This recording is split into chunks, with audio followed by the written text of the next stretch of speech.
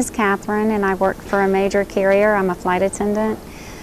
And my typical day begins, I work out of Atlanta, and so I live in Pensacola, and so I have to leave from Pensacola. I have to fly from Pensacola to Atlanta to get to work.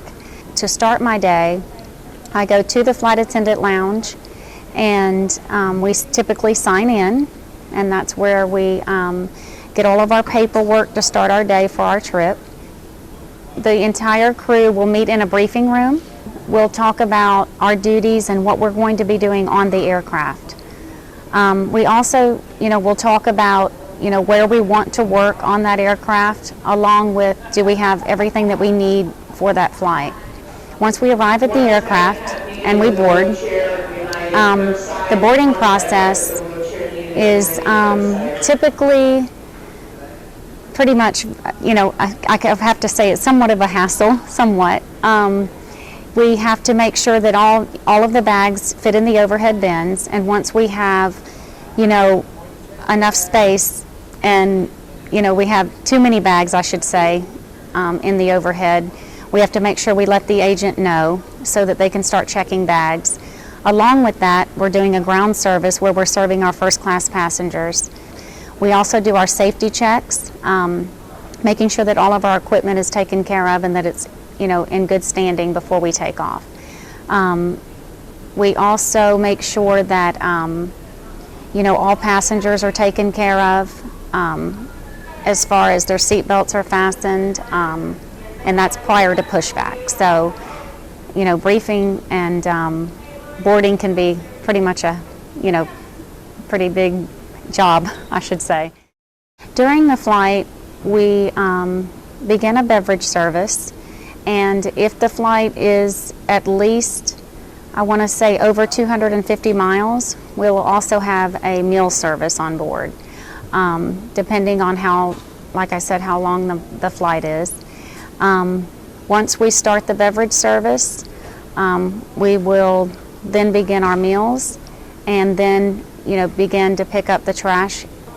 Our main duties on board would be, of course, if there's an emergency on board, we take care of that, along with, like I said, the meal service. Along with, if there's not a meal service, then we'll serve peanuts and, whatever else is available on the flight that day.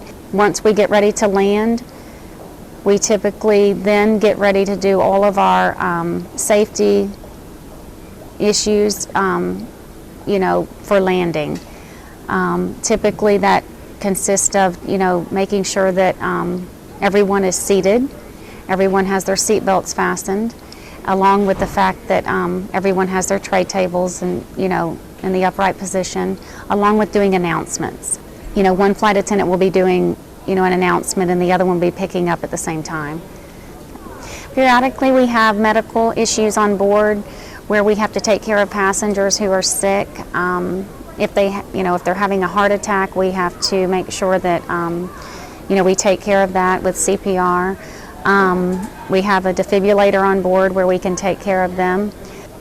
Our trip typically will be about a 3-day trip to a 2-day trip, maybe a 1-day trip. It just depends. We have layovers where we, typically stay the night.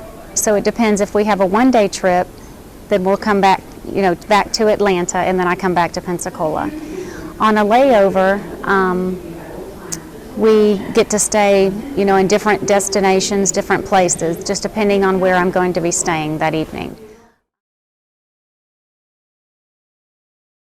The requirements to be a flight attendant doesn't necessarily require you to have a college degree, but I highly recommend that if you were going to get a degree, that you could possibly get a degree in communications, along with a degree, and I highly recommend that you have some type of language. They do like anyone that has some type of language, because that helps with your international qualifications. And if you do have a language, you can fly to the other countries that a lot of other flight attendants can't fly to, because we always have 2 speakers on board on every, every carrier. So, on every flight. So that does help. A communications degree, maybe a nursing degree, and like I said, I would highly recommend the language. I also feel that physical strength is very important due to the fact that we are lifting 40-pound bags, trying to lift them in the overhead, along with pushing carts, lifting cases of sodas and things like that, making sure that your back is very strong. There's a lot of physical work that comes with this job, so making sure that you're physically fit is very important. I think customer service skills are very important. I think that you would have to like to work with the public. I think that working with elderly people, we do that a lot. Working with wheelchair customers, we're constantly helping them on board, along with a lot of children that fly alone. So you're going to want to be able to work with a lot of different variety of different people.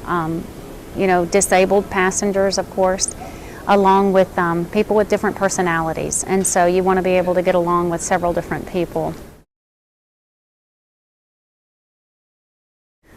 Okay, I have to say the best part of my job would of course be seeing the world and the benefits of being able to fly for free. I have to say that I have been all over the world, including Europe, Asia, and of course the United States. I can't even name one place in the United States that I haven't been.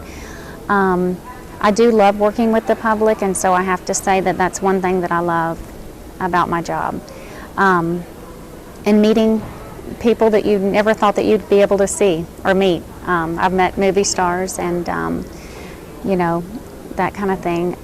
The worst part about my job would probably be my commute. I would highly recommend that if you're going to have this job, that you try to live where you're based. And our base is where we start our day. Like I said before, I'm based in Atlanta, and so if you are based in Atlanta or New York or Cincinnati or any other base, I highly recommend that you live there, because it's very difficult to try to commute to work.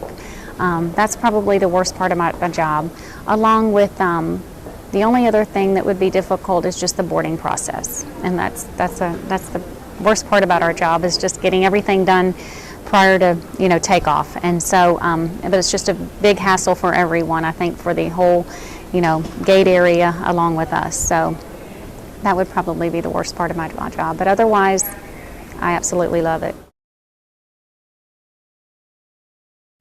I highly recommend that while you're in high school or college that you have jobs that you're working with the public or customer service, maybe waiting tables, working with the public, maybe retail, some type of job that you're working with the public, and customer service. So get community hours that'll look good on your resume. That way you have showing that you work with people and that you enjoy working with them. Also, I think that not getting in trouble with the law is a very big plus. They are going to do probably a 10-year background check on you. If you've had any previous jobs in the past, I know that they will be, contacting them. They do, call them to make sure that you've been on time, along with the fact that you've not called in sick. I know that while you're in training, they will call to make sure that you've been at the jobs that you previously had, to make sure that you were, on time and reliable. That's a big plus.